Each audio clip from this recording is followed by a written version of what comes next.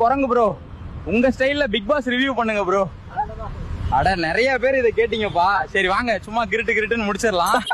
நம்ம விஜய் சேதுபதி முத நாளே தண்ணி பழத்துட்ட இதெல்லாம் பண்ணாதீங்கன்னு சொல்லி தான் உள்ள அனுப்புறாரு. ஆனா நம்ம தண்ணி பழம் உள்ள வந்து அதே தான் பண்றாரு.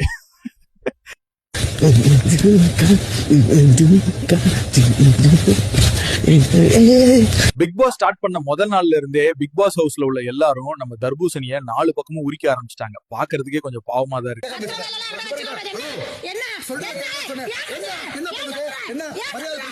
இது பிக் பாஸ் வீடான்னு தெரியல.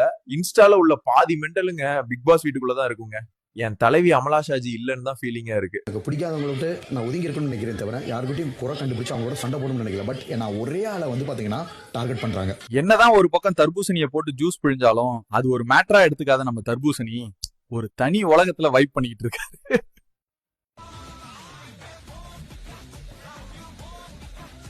வல்லவன் படத்துல வர சீனை ரிக்ரெட் பண்றேன்னு பேர்ல நம்ம பலூன் அக்கா கால்ல விழுந்து பேண்ட்டை உருவி இருப்பாரு. ஜஸ்ட் மிஸ்ல பலூன் அக்கா எஸ்கேப் ஆயிட்டாங்க.